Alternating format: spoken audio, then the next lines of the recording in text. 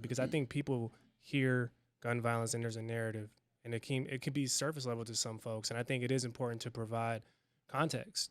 You know, I think there's statistics and there's context, and I think what you just did right there is provide context. Yeah, and people need to hear that. And the statistics are historic right now, and it's also important to know that the story doesn't end with the shooting. You know, the media attention follows through for maybe a week around a specific shooting. About a week is the lifeline. The people that I work with every day, they live with that shooting for the rest of their lives. A mother whose husband was driving Uber in Soto, he got shot and killed while driving Uber, and now she is a single mother trying to raise 3 kids. The story didn't end with her husband dying. Now she has bills to pay, her rent's piling up, her kids don't have a dad in the house. They're looking for ways to get guidance and support. The mom needs mental health resources. She needs a job that's virtual so she can stay home with her kids. And that's not the only one. I bring that up to say the shooting is one story, but the ripple effects of the shooting literally last forever.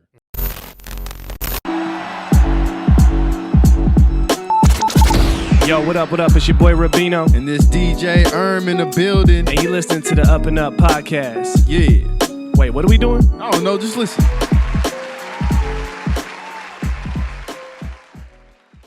Yes.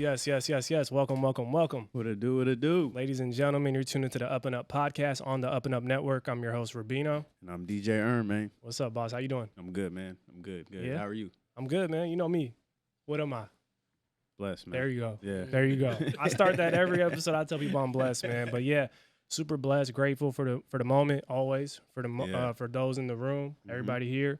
And for the first time listeners, welcome to the show. Welcome to the family. As I stated, this is the UpNUp Podcast. This is the podcast where we're focused on cultivating culture, right? Yep. We do that by providing amazing stories of individuals, groups, movements, right? Those who are breaking down barriers, taking up space, right? Yep. Not only for all of us who are currently here, but for the next generation, right? Yes, sir. Got to put it down now so they could pick it up. Yeah, man, I'm super excited because, man, I just love coming in and doing these episodes. Like I say, it's always great to take a pause and kind of like escape from the madness that's going on out here to really pause and really have real dialogue. You know what I'm saying? Yeah. So for those listening, welcome to the family. For the consistent listeners, we got to shout them out. You know, they might get mad or whatever, but shout out to the family members, man, the consistent supporters, viewers, listeners, and the encouragers, man. We love you guys. We thank you guys. Salute to you.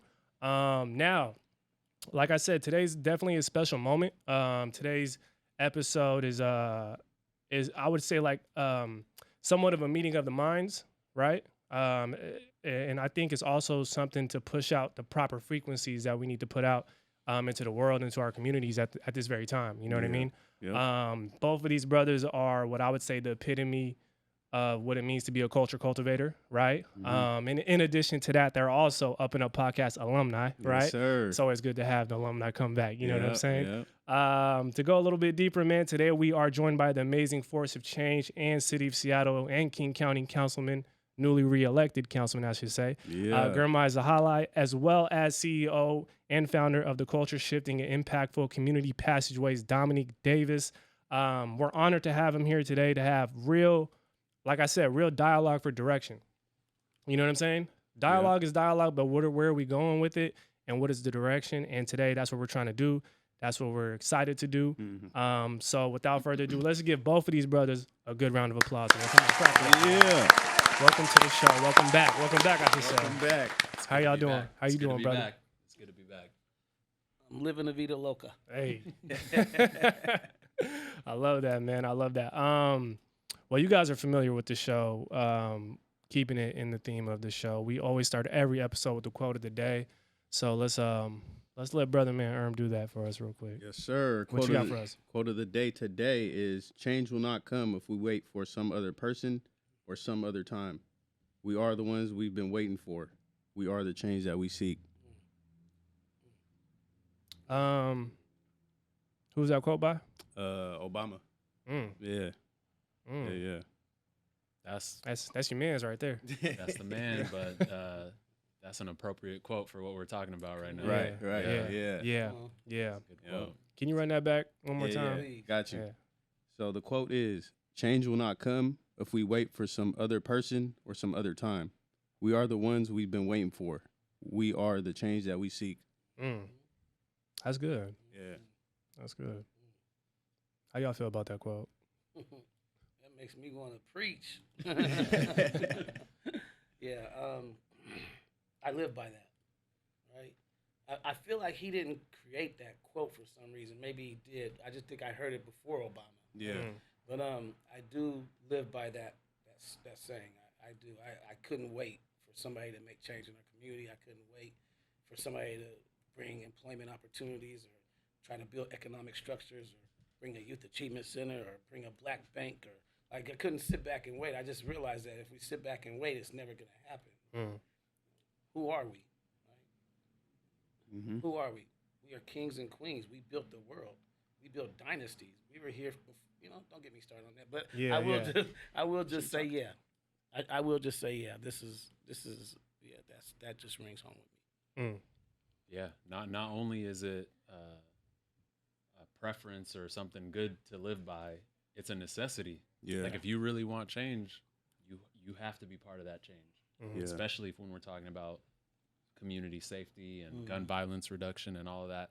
Every single person has a role to play, and if you don't play a role, then it's not going to happen. Yeah. That's good, man. And I chose that because of what we're about to talk about, but I chose that because of you guys, because what you guys represent, and you guys didn't wait for change. You guys are proactively trying to make it happen. So that's kind of why I brought it up too, or chose that quote. You never miss on the quotes, man. You already know. DJ Erm don't miss. He don't miss, man. I just want to give you guys your flowers. That's why. Yeah, no, most definitely. So just before we jump into kind of the focus of the conversation in the episode, I just want to kind of get a pulse on both of you guys. Like, as we approach the final lap of 2023, a lot has happened, highs, lows, in betweens, whatever the case is. But like, how was the year treated you? Both of you. Like, how would you describe kind of how the year has treated you? Peaks and valleys. Peaks and valleys. A lot of big life changes this year. Coach Dom's mad at me because I didn't tell him I got married. And Hey, congrats. Round of applause, man. Round of applause, man. Congratulations, brother. Congrats. Got a baby on the way too. So wow. A lot of peaks, but then we all know about the valleys. The world is a stressful place right now. Too many shootings, too many people living on the streets, too many wars. And that trickles down into the personal life and the professional life for me. Like my job becomes really stressful, as Coach Dom's does too.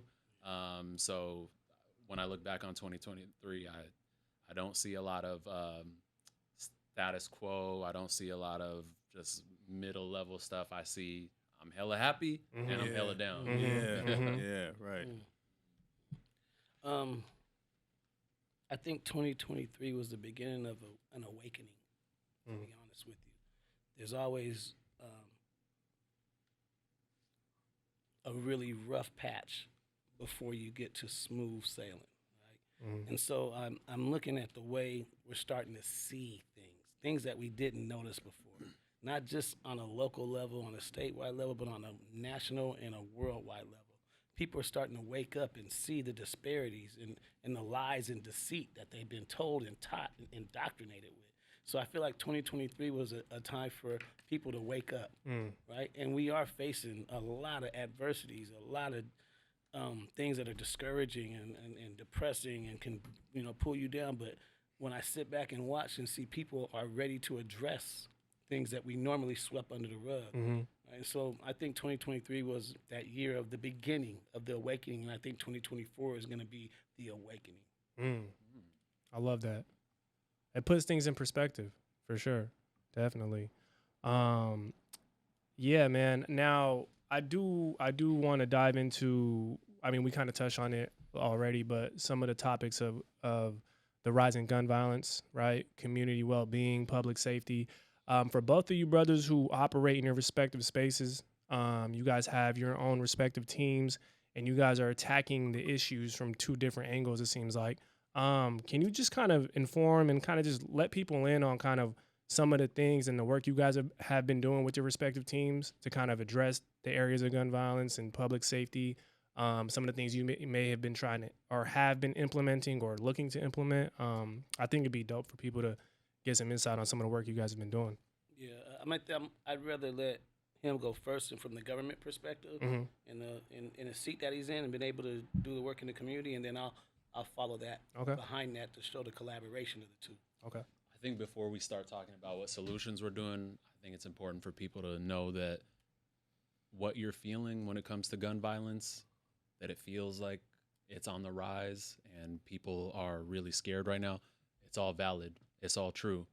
The all-time record for homicides in Seattle was 1994. There were 69 homicides. That was 1994. And since then, we haven't reached anywhere close to that. If you went back 3-4 years ago, 10 years ago, I think we had an annual rate of like in the 20s and 30s and 40s.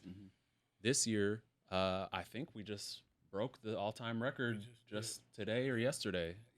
Wow. Yesterday, all-time record, 70 homicides. 81% of those homicides are gun violence, shootings.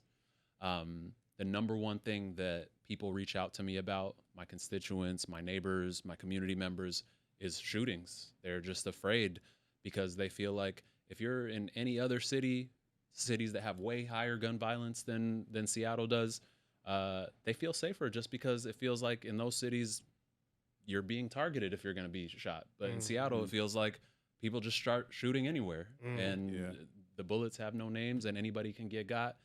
And people that I work with every day, in the Rainier Beach mass shooting, people that I work with every day, Southeast Network, people who interrupt gun violence that you work with a lot, they were terrorized. There was a mass shooting at the Rainier Beach Safeway parking lot, people bleeding out, very scary stuff. A couple weeks after that, the hookah bar. We don't have to get too much into that. That one hits too close to home and is hard to talk about.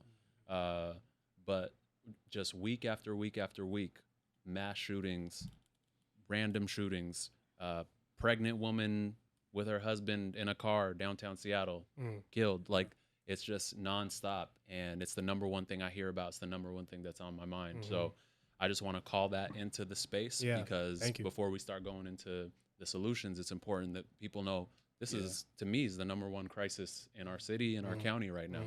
And so I just want to sit with that for a second. Yeah, I think there's like tiers to like people's awareness as well, right? So I'm glad you did bring that up because I think people hear gun violence and there's a narrative, and it can be surface level to some folks, and I think it is important to provide context. You know, like I think there's statistics and there's context, and I think what you just did right there is provide context. And people need to hear that. And the statistics are historic right now, and it's also important to know that the story doesn't end with the shooting. You know, the media attention follows through for maybe a week around a specific shooting. About a week is the lifeline. The people that I work with every day, they live with that shooting for the rest of their lives. I work regularly right now. For example, there was a mother whose husband was driving Uber in Soto. He got shot and killed while driving Uber. And now she is a single mother trying to raise 3 kids, I believe it is. And once a week, at least, my team is on the phone with her. The story didn't end with her husband dying. Now she has bills to pay. Her rent's piling up. Her kids don't have a dad in the house. They're looking for ways to get guidance and support. The mom needs mental health resources. She needs a job that's virtual so she can stay home with her kids. And that's not the only one. I can tell you about working with Elijah Lewis's mom. She's still going through it every day. I can tell you about working with Devon Pickett's mom. She's still going through it every day. His wife is still going through it every day. Her business is getting shut down. Well, it's okay now, but she thought it was going to get shut down because there was another shooting at the same spot where he was killed. So I bring that up to say the shooting is one story, but the ripple effects of the shooting literally last forever, and they lead to more shootings. So it's a huge problem. I agree. And then we also have to look at the dynamic of when you have a parent, a father, a brother, your homie get murdered, the domino effect not only goes through the family and ripples through the family, but it also ripples into you gotta. There's gonna be some get back, right? Yeah. There's gonna be, and 9 times out of 10, the young people that we come across that has had a father go to prison for murder or a father that has been murdered, they end up in the same boat, right? It's just it's a systematic generational thing that we're dealing with. We have to understand that. When he says the ripple effect, yeah, we are constantly working with the families who have been victims of gun violence. That's what we do daily, right? It's a lot of them, but I'm gonna go there in a minute. Let me backtrack. Whether it's 25 people that get murdered in a year, 35, 45, 70, we've been dealing with this violence for decades, and we've been yelling from the rafters for decades. We need to do something about the gun violence in our black and brown communities. Now it's been so rampant, like he said, gunshots are popping off anywhere and bullets don't have no names on them. So now it's affecting the bubbles that the other communities that didn't have to face the kind of level of gun violence that we've had to face for decades are now being affected by it and now being terrified by it. And now their bubbles are being bursted because it's in the spaces that they occupy, right? So now there's a higher sense of awakening and attention and Urgency. right? And urgency, right? Because now it's affecting other people besides us.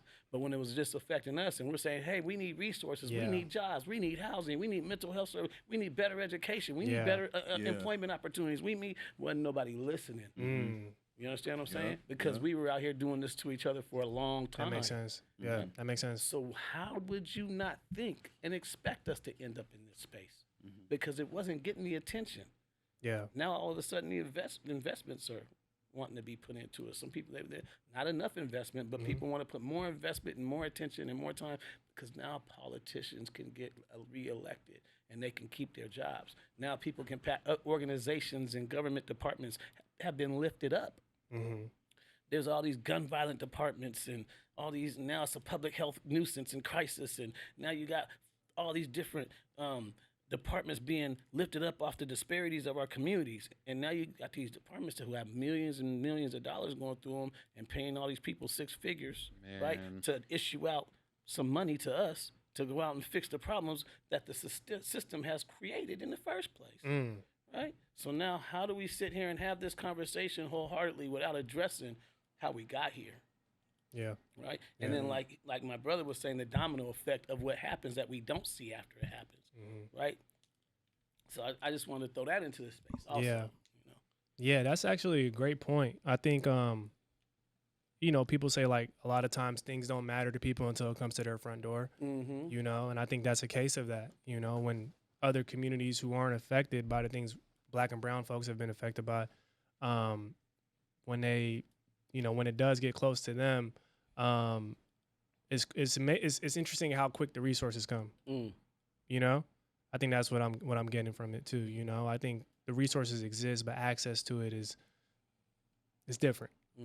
Depending on who you are, what you look like. Well, how come we don't address it like we addressed COVID? Yeah. When COVID came, where did all those billions of dollars come from? Yeah. When they've been telling us for decades, we don't have enough money to get you employed. We don't have enough money to house you. We don't have enough money for a better education system.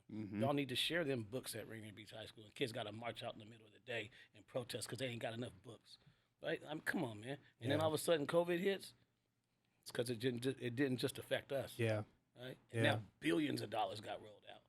Billions. Now just imagine if we address gun violence the same way we address COVID. Bars. Yeah. Bars. It's true. Yeah, definitely.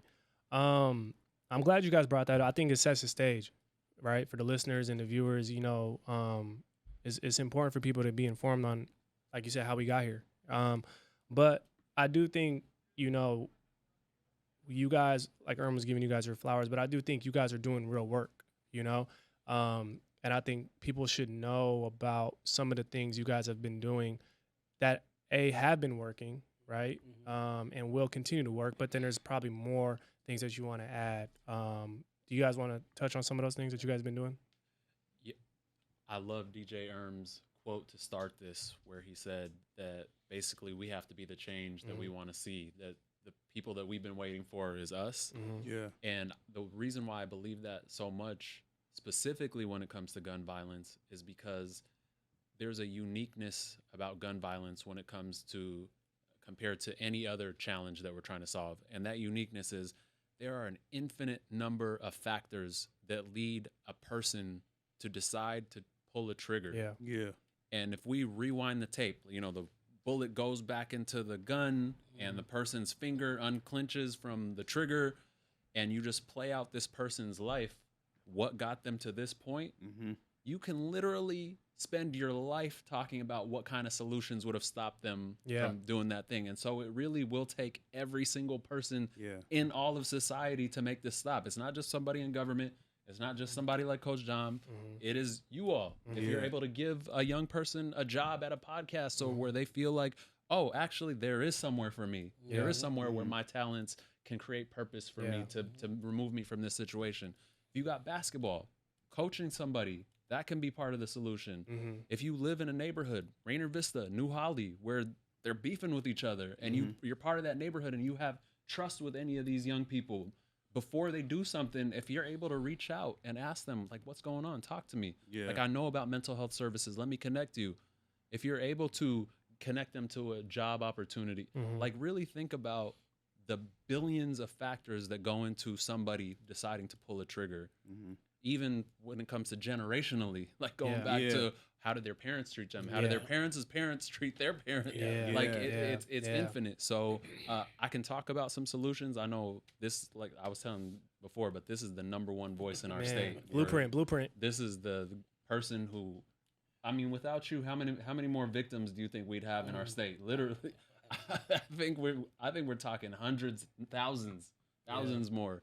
And that's because he intervenes before and he stays with them after something goes down too. So there's a spectrum of things that can be done. But I started with that framing because it's more than what most people think of when they think of gun violence. They just think of gun control at the state level, you know, assault weapons bans, things like that. But man, it's so much more than that. Thank you, bro. I appreciate you.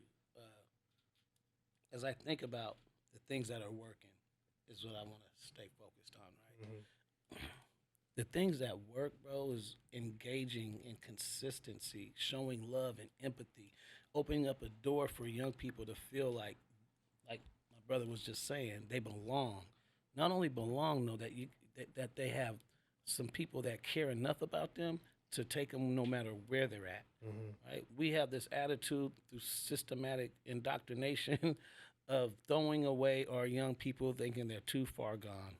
And nobody's too far gone. Really. And so when we're working with young people who are facing criminal charges at all levels, we got people sitting in jail, waiting to go to trial, that's going in and out of court, that's going to go do 25 to life. We know they are, right? But when they get referred to us, we're going to go engage them while they're locked up. We're going to come to court and support them. We're going to be in meetings with their attorneys. We're going to be and just show that. And then also, what are your dreams? What are your passions? Because you're 19 years old, you're going to be back in community again one day. And we'll have a reentry program waiting for you when you get out. All the way to that next tier of, we got young people that are facing criminal charges. We help them get on house arrest or probation or whatever, and then we're working with them, getting them back engaged in education, getting them a job and an internship and apprenticeship, having them do healing circles and doing therapeutic sessions, making sure that they got a support team, a wraparound service team around them, right? And also supporting their baby's mama or their grandma, whoever they live, right? Making sure that they see us, that we support their family and their loved ones at the same time, right? And so then that regular engagement and that consistency of, okay, I know you fell down, I know you started using again, but we're going to get you back up, we're going to dust you off, we're going to give you another opportunity and try to get you plugged into this detox again, right? And we're going to be here again. You know what I'm saying? But it makes them feel worthy. I've had young people say, man, I never wanted to fight for myself. I would have just took the charges and I just would have took those felonies, but I seen you fighting for me to get these felonies dropped, and it made me want to fight for myself. They need to see somebody that thinks that they love them enough that they're important. They need to feel important, right? That's real. But then, like my brother was saying, it's generational because their parents didn't get love and they didn't get the care and they don't know how to be a parent, right? And not all of them. I'm just saying a lot of the cases, right? Yeah. And so you have this generational thing that's just going over and over again. So now what works though? This is what works. If I sat back and I pulled up all the data and all the stats, and because we got to do data all the time, we got to live by. It's the only way we can get paid and get money and hire people and get them trained up and get them out. But the whole credible messengers, live life experience, folks, and all that, yes, we all, I don't even have to go down that road. That's obvious, right? We got to get people that can speak the same language, been walking down the same streets and alleys that these young people been through.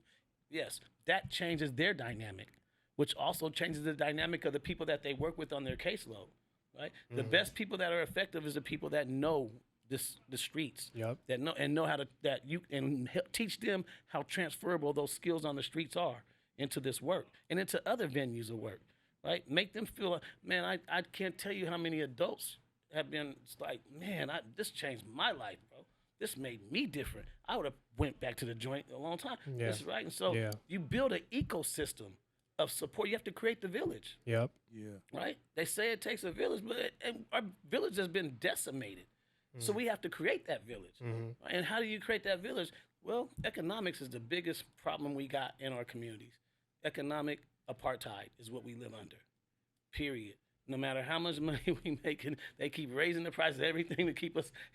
So, I mean, and so when you're able to provide a good living wage and put some skills under somebody's belt, what works, man, is the right people in the right place with the right training, with the right heart and the right attitude, putting the right love and affection to the right people in the demographic that we approach, man. Yep. Yeah.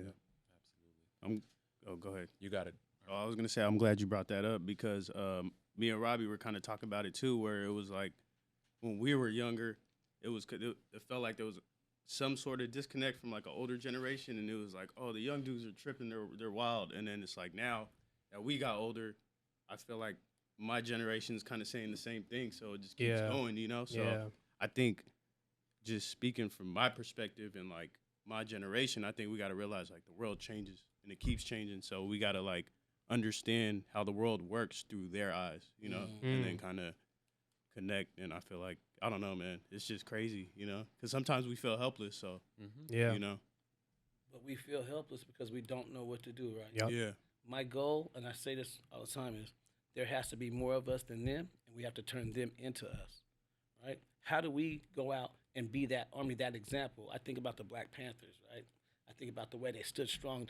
Can you imagine seeing 100 black men showing up, all uniform, walking in alignment together, inspirational, bro, walking together, uniform, walking at the same step, listening to the same cadence and making the same calls, walking through the hood? Yeah. Do you know how many young black men be like, man, I want to be that. Yeah. I want to be part of that. Yeah. Like, it's time for that, bro. And I'm not saying we got to come out and just be the black, but we got to come out unified, uniform. Yeah. You know, it's interesting. You bring up the Black Panthers. I remember when Bobby Seale, he came out here and spoke. I think it was like 2017 or something. And I went and saw him speak, and he said something that just blew my mind. He said when they first started the Black Panther Party, it was like roughly about 700 members across just California.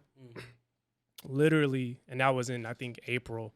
And he said by November, which I think was like 7 months, by November, they had like close to like 7,000 multiple chapters across the nation. And this is pre-internet, pre-all of that. You know what I'm saying? So I think you just bring that up, just sparked that in my head about, you know, when you really are intentional about, you know, trying to find a collective solution, right? And you want to rally around like-minded people, like it's amazing what can happen with that. You know what I'm saying? And what can come of that. So, yeah. I didn't want to get in, I don't want to bore everybody with all the programs that we have under our Community Passageways banner, and right from education to homelessness to school safety to community safety to outreach, blah blah. I could just go to case man, all that kind of stuff. I could talk about our deep dive and going after the most highest end young people involved in gangs. I could just go down that program thing, but I would like to just more stay on the note of how do we pull people in? How do we get more in? When we were at the meeting the other day, right, it was like a call to action. You had started the tone with, this is not just a meeting, right? We are here to make action happen. Yeah. Right? This is what was the word you used? This isn't a town hall. He said, somebody did their research. Yeah, I was there. I was there. Yeah, you were there. I was there. Oh, okay. You said it was a. He said, He said, this is not a town hall. Yeah, It's an organizing This is meeting. an organizing. And That's the word. it changed the dynamic for sure. It did. The way people came out and spoke, and like, you know, there was some rebuttals here and there, but it really felt like a, you know. Goes back to his quote. Yeah. Because you didn't come to this meeting to just yell. Yeah. You're not just going to come here to yell at me because I'm trying my best. Yeah. But Yeah. you're coming here to find out what you can do Right. to make a change. Yeah. But I really like what you were saying, Coach Dom, is like you don't want to get into the nitty gritty, but I think that framework that you all use about how to divide up and think about the different strategies for gun violence prevention really can help a new listener understand them. Okay. The prevention, the intervention, and the restoration. Yeah. So restoration you can think of at the end of the timeline, which means somebody's already been shot. Now you got to restore the family. You got to go out there and make sure that the mom has rental assistance, the family has funeral costs paid, which Coach Dom does. Yeah. You're restoring a family before that virus of gun violence spreads to other people. That's the restoration piece. The intervention piece, you can think of somebody is imminently about to pull that trigger and we got to intervene. This is the group that Coach Dom probably spends his most time on. You can speak for yourself, but that's the hardest to reach group. But when you're thinking of somebody who is at the point where they're ready to pull a trigger, what can you really do to stop somebody from doing it? Like, we're not just talking about just anything. Like a lot of people are saying, I need to get revenge. Like you killed my brother. Like what are you gonna say to me to stop me from getting revenge on a dude who killed my brother? Like I can tell you what I So that's the intervention some of the piece. stuff we use. There's the hyper focused intervention stuff, the relationship building to get that person to stop it. You can also do it through space activation. You know, when with Rainier Beach Safeway parking lot in 2020, there were 12 shots fired in that parking lot. And so I started working with Southeast Network and Community Passageways and all the organizations that do violence reduction work in physical spaces. And what they did is activate that physical space. They brought in music and better lighting and food and warmth and relationships and de-escalation training for the Safeway workers and the small businesses. 2020, 12 shots fired. By 2021, 0 shots fired in that parking lot. Wow. Because of that intervention strategy. Again, intervention is at the point of shooting. Make sure that shooting doesn't happen. And then prevention is everything you can imagine to make sure somebody doesn't get to that point where they're even thinking about shooting. That's where we're talking about mentorship programs, jobs, opportunities, relationship building, all the stuff that you can think of to make sure a young person is safe, housed, healthy, and so far away from ever getting to the point where an impulse of anger leads them to shooting a gun. Right. So again, for new listeners, that's how we hear. That's how I think that a lot of them break up their strategies. It's the prevention, the intervention, and the restoration. And I like then that. The piece that we also want to, and I want to add this into what he just said, there's a diversion piece also, right? How do we make sure we're using the criminal justice system as an intersection, right? Not just a punitive system to put people away and put charges on them and then they have to go through that revolving door of the criminal justice, but make sure that we are using it to make sure we're putting put the young person and the family in a position to heal, right? Like he was saying, when somebody gets shot, there's a like the bullet comes back into the gun, they took the trigger, right? There's this whole thing that happens, right? So when I think about that, I think about, we got to get further upstream. Right? I've been to more funerals and birthday parties. You know what I'm saying? I've dodged more bullets than you can ever imagine. And some of my teams have been shot, and some people have been shot. It's just like we're putting ourselves in harm's way on a regular basis. You know what I mean? And so when there's 25 people that get murdered in a year, that's still just as effective to us as 70 people. Right? Because we're at those funerals. We're paying for those funeral costs. We're paying rental assistance. We're making food stability happen. We're making sure there's therapeutic services that happens for that family. All that stuff is happening, right? But when I say we got to get further upstream, because this is like, it's traumatizing us. We're traumatized too. We got compound trauma, right? We want to do something to go up the river to slow this thing down because we're running around here like crazy. We got a critical incident response team that answers to the calls of the shooting. SPD, all that day when there's a shooting in our community, my critical incident response team shows up to the scene to try to figure out how do we help the victim and the victim's family and the community, how we make sure we slow down retaliation and try to get in the way of it, and all that kind of stuff. And then we're at the hospital putting together a safety plan for the family, a safety plan for the victim, making sure when that victim does come out, if they survive, then we put them in a place to heal, right? Wherever we make sure we're doing all that. So we're doing all this work, right? Yeah. But we're over here, and after a while, we start feeling like we're playing whack-a-mole. We're just running all over the place trying to answer to after something happens. Yeah. Which, at the same time, we're up front doing some upfront work, but it just starts feeling that way. Yeah. You know what I mean? Yeah. Because you can't quantify or qualify. You can't what you stopped, right? Yeah. You don't know how many shootings you stopped, right? You know, you done told the little homie, nah, man, you're not doing. You know, we done had those conversations with. It ain't happening, right? Whatever. Well, but you don't know how many things you've actually stopped by making sure that all these other factors come into play to make sure this young person doesn't fall into that trap. But going upstream now is a big focus of mine as I got all these teams doing this work that I just talked about. These middle school kids, man, right? We're stepping into more middle schools now. More middle schools is where we're going to be doing more case management at, right? Because now you got these 13-year-olds being put on. You got these 13, 14-year-olds being put on. That these cats, the older cats are a little, and the OGs now are 20, 22, you know, they 23. You know, they're just young dudes, but they're going after these young cats because they know the system doesn't punish them like it punishes. And I'm telling you right now, man, after seeing all that and seeing what I'm watching with these 14, 13-year-olds, now we're in these middle schools, bro. We're putting together HBCU college tours with middle school kids. Like we're doing healing circles with the middle school kids. We're doing case management to help them and their family make their They got food and rental assistance, whatever, right? Now we're getting ready to start looking how do we build internships for 13, 14-year-olds? How do we navigate that and get them to go shadow different careers that they might be interested in, right? So let them see themselves on at Howard University or Grambling or something, right? Let them see themselves, right? Let them see themselves at a law firm or a hospital or right? Let them see themselves, man. So the only place they're not seeing themselves is on these damn phones and devices and then in the streets and in the jails and in the courtrooms, you know?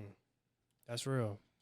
I think it's so important that you brought up your teams have trauma now, like they have mental health issues, and I don't think we can have this conversation without diving into the mental health crisis that's going on.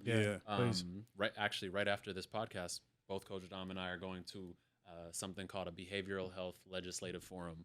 Behavioral health is the umbrella term that you use for both mental illness and substance use disorders. So, so addiction, mental illness. Under that umbrella, it's called behavioral health. And we're going to this forum to talk about solutions for behavioral health. And this is an issue that is as big, if not bigger, than gun violence itself. And I know those two things are very connected, but mental illness is on the rise, both in adults and youth, and addiction and overdoses, all-time highs. The opioid crisis, they're cooking and making these new drugs that are just way stronger, way deadlier, to the point where everybody should have Narcan in their pockets. Like everybody's got to learn how to use those little devices. You squirt up the nose and you can save a life. If you don't have one of those, talk to me. Let's find out how to get you some. But I bring all that up because it is connected to gun violence. You know, there's so much trauma in our communities, and people play out their traumas in different ways, right? Some people become more isolated and reserved and spend time alone. Other people don't know how to control their anger and act on impulse. And so that's a big issue too. And just like we talked about with gun violence, there's so many levels to mental health, right? We need treatment for the people who are so far down the disease line, where they are the people you see on the streets talking to themselves, breaking things, going through it. There are people who are on the verge of overdose, but the spectrum, you can go all the way up to just the kids who are feeling disconnected and anxious in high school right now. What can we do for our high school students now before they end up like that person on the street? And this is not abstract, because we all grew up in this community. People who were going through something in high school who are now living on the street, going through some stuff. And so what can we do for them? One of the solutions that I proposed last year, which you all probably heard about, is the Crisis Care Centers Initiative. I'm going to talk about it at this Behavioral Health Forum, but we need more places for people to go when they are going through these kind of crises. You know, they need to be able to walk into a place, low barrier access, and just say, hey, I'm not feeling good right now. What do you got for me? Yeah. And what do you got for me doesn't have to just look like medicine.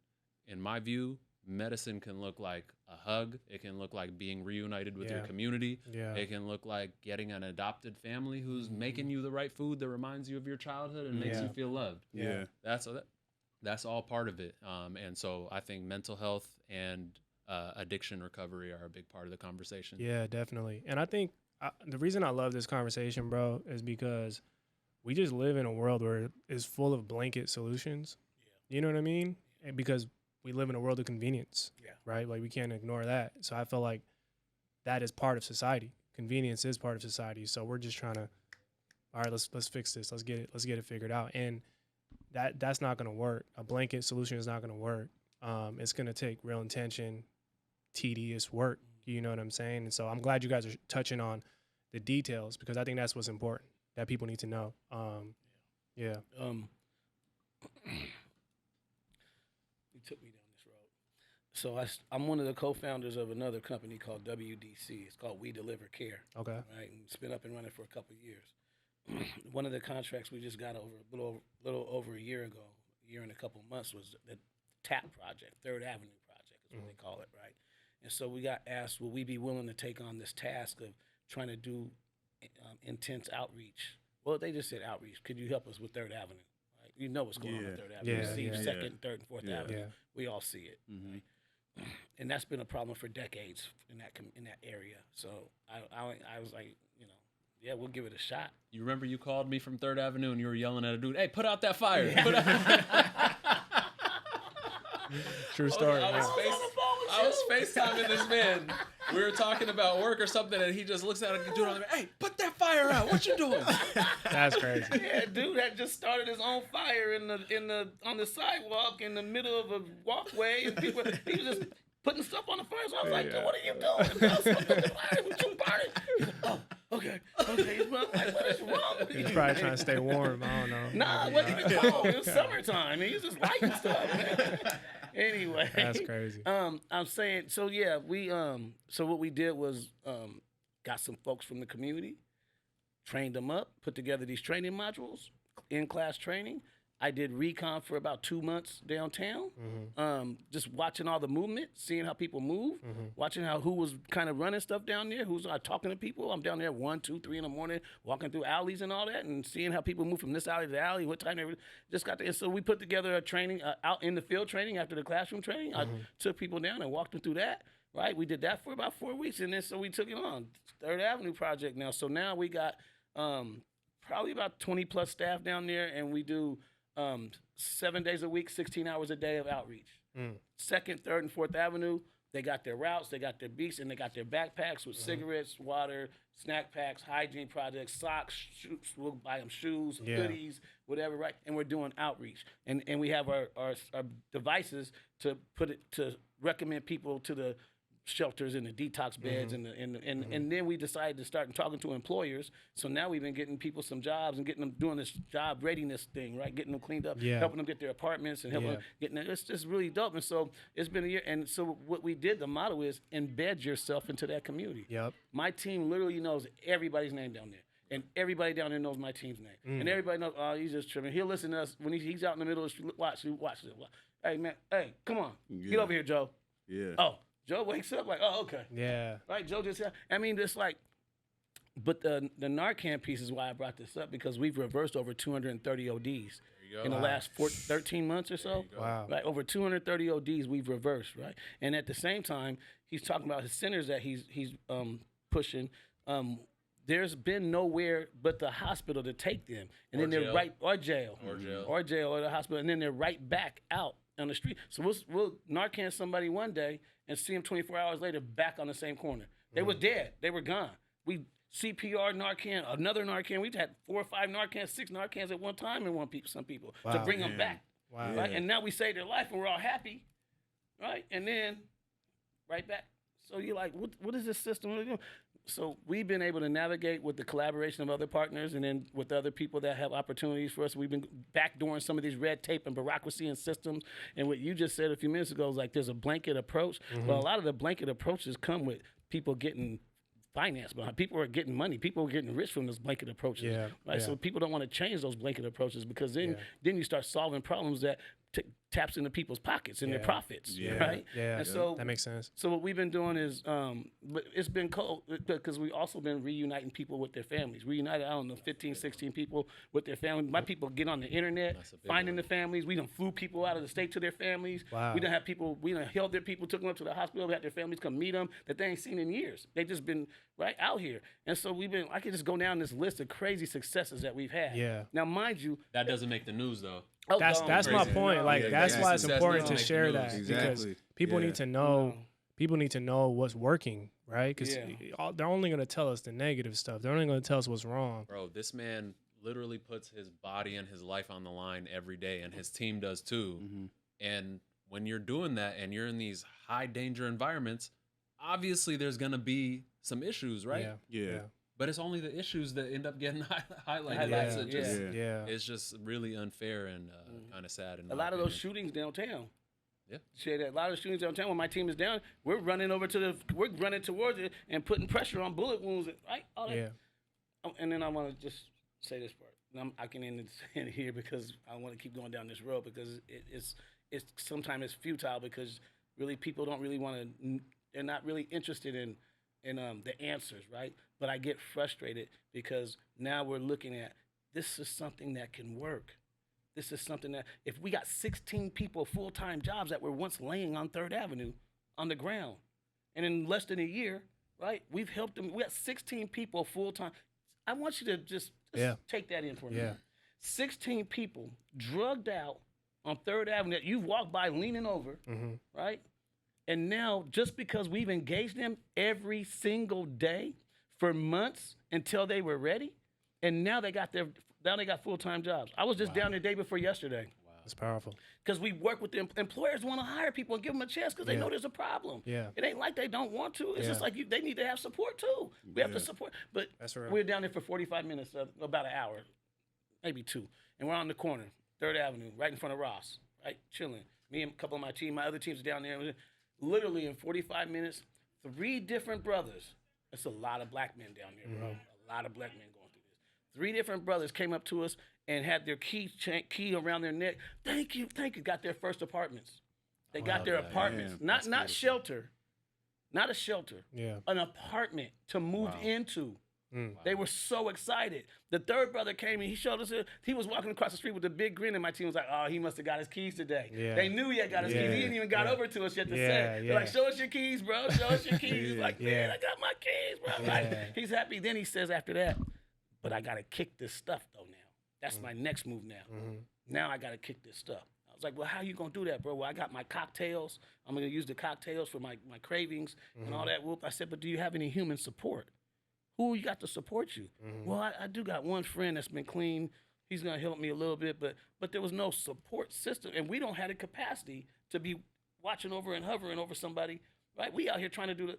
You see what I'm saying? Yeah. What if we put the resources where they need to go in order to build up the capacity that needs to be built up to address all that? Yeah. And the gun violence? Yeah. No, in here, 500. The police budget's $390 million. Seattle police? Yeah, just Seattle police. So let's say 390 plus million, right? Then you have the criminal justice system is around 500 million, right? So we just start talking about these numbers, right? Crazy numbers, right? Gun violence, 9 million, maybe 10, right? Being put into. Yeah. You know what I'm saying? Yeah. What's most important to you? Your checkbook, your debit card records tell you what's important to you. Right? What you spend your money and your efforts on. Yep. Right. Which is, just imagine a world that there was $500 million invested in the gun violence. Just imagine a world there was $500 million invested in getting our kids employment and better education. Right. Just imagine that world, and we had just as many. If police officers were outreach workers too, just as many police officers, we had outreach workers. Yeah. Just as many judges, and we had EDs and directors over each department. Yeah. Just as many prosecutors and defense attorneys, we had job placement and housing case managers. We had, right? Just go down the list. Yeah. Yeah. Right? If we had that evened out, bro, we wouldn't be sitting here talking about this gun violence. Absolutely right. Absolutely That's right. what I'm saying. Even the crimes that necessarily nobody gets shot, but somebody gets robbed. Like it'll stop stuff like that. Because now it's like I got money, I'm good. I'm doing pretty good in life. I don't gotta go and whatever. You know what I mean? So yeah, I think that's important. I think I definitely agree with the money. Yeah, I think one thing that stuck out to me when you were talking about like how you built your teams, and these are people from the community. So I remember I was on Girmay's Instagram, and there was a quote that stuck out to me, and it says, "Every level of government, every business, every service provider, and community member has a role to play in preventing violence and keeping us safe." Right? This man be doing his Yeah, research. man, you know what I'm saying? But the reason I bring that up is because like a lot of people just like Erm said earlier, sometimes people feel helpless. And I think and you guys both can kind of touch on this, but like how can people understand what their role is? Because I think a lot of times not everybody's a frontliner. Not everybody's the one with the bullhorn. And they feel like if I can't be that, then I'm gonna sit this out and let those type of people figure out the solutions and figure it out. So like, do you have a message for anybody who just feels like, dang, what's my role, or how can I figure out what my role is? I think you shouldn't start with the idea of what is the problem and let me solve it, which sounds counterintuitive. You should really start with what is my gift and how can I use my gift to solve the problem. So it's really a reframe. I think people get lost in how to help because they just start thinking about the problem, and then they start thinking, oh, well, I need to have Coach Dom's skill set. I need to be a police officer. I need to, know how to do violence interruption. And I don't have that. And I'm not a politician, so I can't help. Really, what you should be asking is, what is my gift? What is the thing that I know how to do? What is the thing that makes me feel alive when I do it? What is the thing that I'm doing and I don't even realize I'm doing because it's just so natural to me? You can find a way to use that to solve problems. Because like I said before, the problem of gun violence is so multifaceted. There are a billion different factors that go into it. You can find a way to use it. That's real. You can use this podcast to solve gun violence. Yeah. You're multimedia people, photographers. You can definitely use photography, bringing in kids, teaching them how to use multimedia equipment, giving them a passion to get off the street. Like that solves gun violence. Yeah. If you use music, that stops gun violence. If you play basketball, play football, that absolutely stops gun violence. Especially, and this is the one that I'll stop at, relationships are key. And so if you are somebody who has relationships with people who you feel like are at risk of shooting or being shot, and we all grew up here, we all know everybody knows who the people are, but it's so hard to reach certain people if they're too far down the line, right? I always think about this, all those millions of dollars that you're talking about, billions of dollars. When you think about the hardest to reach kids, how many programs do you think have actually touched them? Like the kids who are, it doesn't have to be kids, young adults. How many government programs do you think have actually touched those, despite billions of dollars being spent? How many have touched them? Probably none, right? Probably none. And that's because we're not being focused enough. You can't just throw out a program and say, first come, first go. You have to find out who has the relationship. Who lives in New Holly, next door neighbor, who is the big homie to the one person. Who lives in Rainier Vista next to that, who is whispering in their ear. And to get that person takes a lot of work. And so if you have that relationship, if that's your cousin, if that's your brother, if you can pull them in and say, this is not the way, like I have this other opportunity for you. And you don't even have to phrase it as I'm trying to stop you from shooting somebody. It can just be as simple as, let me listen to you. I know you got anger. Let me be there to listen to you. But it really takes that focused intention of relationship building and also asking yourself, what is my gift and how can I solve problems? I love that. So our deep dive program, we started out by getting a list from the prosecuting attorney's office. Prosecuting attorney's office had a program called Shots Fired program. And what they did was they would use the algorithm of the names that they would come across at different scenes of shootings or being pulled over and getting caught with guns. And they had this list of names of young adults. And that list, you were deemed to either shoot or be shot within 24 months, 18 to 24 months.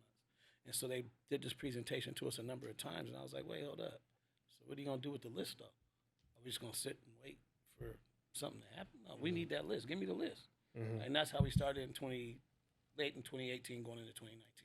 Right? We We finally got the list in 2019. Gotcha. And we went purposefully to go out and get the highest of the high end. Yeah. You know, people, and we knew a lot of people on the list. We were able to tell them, no, he's been killed already, and he's already locked up, and they moved out of the state. And right, we were able to, because we knew, right, and so that's what we do. We target and go after and pull in. Right, sometimes we win.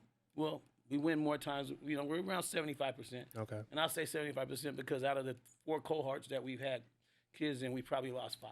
You know, and it's 20 to 25 kids, 25, 24, right around 25, 24 kids. It's called deep dive for a reason because every single day is engagement. So, I mean, so when you say that, I want to make sure that we do our programming to be very purposeful, to go after the high end of the high end. Yeah. Right? When we get referrals from my other program, CP Fit, they're coming from the court system. Usually 9 times out of 10 is involved in a gun. Right? And so anyway, those are the people that need the most. That we're not going to be effective if we don't go after them. Yeah.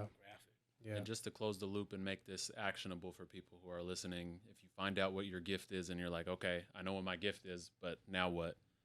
Message one of us. Message one of us and say, you know, I'm an event planner. You know, that's my thing. Yeah. Coach Dom, how much help do you need event planning? Come on. Like space activation.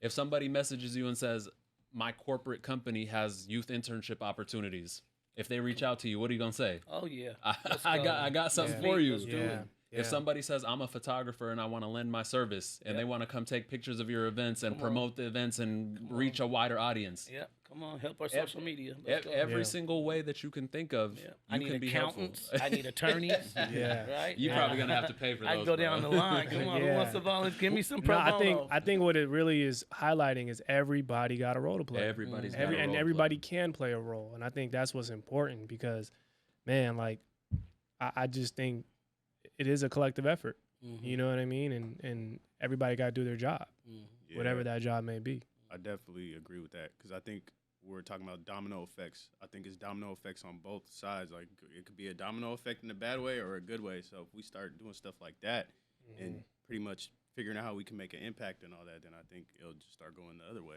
You know what I mean? So So before we call it a night, I had a vision that came from the march we did on South Seattle when we shut down all the Rainier and took over South Seattle during the George Floyd era, right? I think it was 12 to 16,000 people showed up to this march. Yeah. It was incredible. I'm sure you guys remember that was the first time in history that ever happened, right?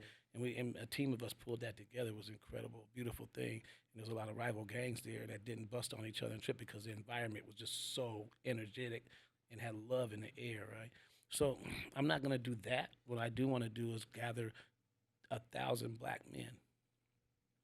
1,000 black men.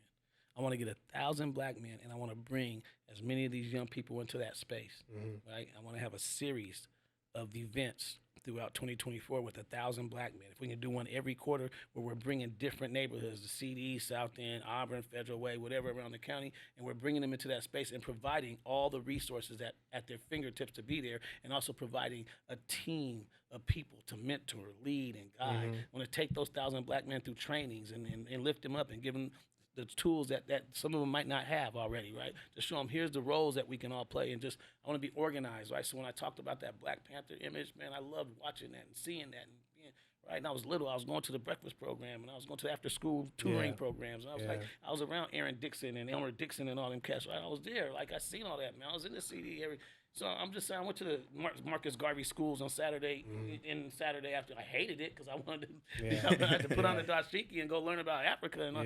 But it planted seeds, man. Yeah. How do we bring that back, bro? Yeah. That's what we lost, man. We're splintered. We are splintered, and everything that is in our society, in our community, keeps us separate and independent and away from each other. We've taken on a Eurocentric mindset of individualism that we have to learn how to conquer and go back to building our villages together. That's real. That's real, man. That's real. So I know both of you guys are very pressed for time. I just wanted to ask this one question. Being that you guys are day to day putting yourselves, your energy, your efforts, right, into bettering the world, right, in the way you do it, and it could come with a lot of resistance. There's plenty others out here who are probably on that same mission, same path, same purpose. Do you have a message on what they should be thinking about when it comes to sustaining themselves, taking care of themselves along the journey? Because I think that's equally important as, going full force and putting in the grind and all that good stuff. So just a little bit about how to sustain ourselves as individuals within the fight. Do you guys have any perspectives on that? That's a setup. I'm horrible at taking care of me. I'm glad you can admit it. Yeah. I'm glad you can. He's on me all the time about All the it. time. He's on me all the time about it, and I love him for that. And I'm not good at it, right? But after all the trauma that's been happening in the last couple of years, especially all the shootings and some of our team members and our people that we collaborate with been shot at, and all the funerals and the high level of homicides he was talking about, and just back-to-back funerals, and anytime somebody gets shot, we're such a small community that we're connected to him. Somebody on one of our teams just connected to him as a nephew, uncle, cousin, little brother, whatever it was, godson, whatever. And so we took 86 people to a healing retreat 2 weeks ago to Bend, Oregon, to a golf course, a Tethero Resort. And they got everybody their own rooms, got massage therapists. We hung out at the fire pits. We just chilled, right? We cooked cookouts, and we just all went to eat together. Yeah. It was just play games and listen to music and karaoke, and we just had fun together. Yeah. And at the end of that, during it and after it was over with, everybody was like, I didn't know. We had massage therapists come out and all that. They were like, I didn't know how much I needed that. I didn't know how much this means so much. They were so thankful. And we flew them out. We didn't drive no buses. Yeah. We bought airline tickets, bro. I found a funder, the Grossmount Foundation. I'll give them a shout out. The Grossmount Foundation. The money was supposed to come from government entities, and it didn't come. I had to say, well, we might not be able to go. We might have to wait till next year. Maybe we can go. And everybody was like, oh. I was like, oh, man, this is bad. So I started making some phone calls. I tapped in with them. I told them the need, and they were like, we got you. They gave me a big check. Shout out to them. Just like, man, we were able to take all these beautiful black and brown people to be in space together and in peace and in harmony and just in a beautiful scenery. The first day we got there was a double rainbow going over the hotel resort, over the golf course, and we're all sitting up looking at this double rainbow. It was just beautiful. Damn, bro. you painting a picture, man. Yeah, it was beautiful. Yeah, I love bro. that. It was beautiful. So I just had to say that's the beginning stages of us going into the new year, going after the funding that we're going after, and some of the council members have talked to us on the city side and said we want to support that continuously. So we want to do something every month and every quarter and every year. Not that big, once a year maybe that, but so regular therapeutic sessions, and we provide free therapy for our teams, right? And so everybody has access to therapy, and a lot of them take advantage of it because they've been through a lot. Yeah. And so, but I mean, other than that, for me, I got to get better because I just want to take care of everybody else. I got a lot of work. Yeah. I love that. He touched a lot on activities you can do to heal and stuff, and there's a lot of stuff that I like to do, take walks, play basketball, spend time with people I love, but there's a couple quotes that I always say, going back to DJ the quote man. Maybe you can use this on a future podcast. But there's two quotes that I always play through in my head when I'm feeling stressed out. The first one is, not every problem is my problem to solve. I tell myself that every night, when I'm feeling. I need to write that down. If I see the world is about to end and all that, not every problem is my problem to solve. Not every problem is my problem to solve. I say that to myself a lot. And then the second one that I always say, sometimes they are my problems, but I say, not every problem needs to be solved today. Not every problem needs to be solved today. And I'll tell myself, that's tomorrow's problem. Because for some reason, it's right when you're about to go to bed where you're like, damn, I got to do X, Y, Z, 1, 2, 3. And then I'm like, you know what? What's my responsibility tonight? My responsibility tonight is just to get rest. That's tomorrow's problem. Not every problem is my problem to solve. Not every problem has to be solved tonight. Those two things get me through. I love that. I love it too. I'm stealing those. 100%. Man, Dominique, Girmay, man, we appreciate both you guys, man, and your teams and the work you guys are doing and will continue to do, the impact you guys have created, the shift that you guys have created. We salute you guys for that. But before we get you both out of here, I know we've done it already with you guys separately, but I just want to hear at this very moment, what's one word to describe what keeps you on the up and up and why? Legacy. I think I'm gonna say the same thing I said 4 years ago on this podcast. I think it was responsibility. Yep. Yeah. Yep. Was it? Was Look that at right? that memory right there. I don't know. Okay. But if Yeah, that's it was. right, I think it was. Okay. We'll okay. double check. Pull up the receipts. We'll double check. I love that. Well, I think it was though. yeah, I think it was. I think it was, man. But yeah, like I said, man, both you guys continue doing the work. Keep inspiring. You know, we're all here with you. And I think hopefully this episode has been healing, enlightening, informative for people, because I think, you know, like you said, the problem's not solved today, right? Like there's so much more work to do. But we wish you guys much more success in what you guys are doing. You know, you guys support with us here at the UpNUp always. Always. And with that being said, I think it's safe to say, man, they're still on the UpNUp. Round of applause, man. Hey, there we go. Put it up. On the UpNUp, baby. On the UpNUp. Thank you guys, man. Appreciate you, man. Appreciate you all. Thank you. To continue supporting the podcast and the entire UpNUp movement, be sure to rate, review, like, and subscribe. As well as follow us at _the UpNUp on all social media platforms to stay connected with everything the UpNUp has coming your way. Thanks for listening, and until the next one, Keep it on the UpNUp.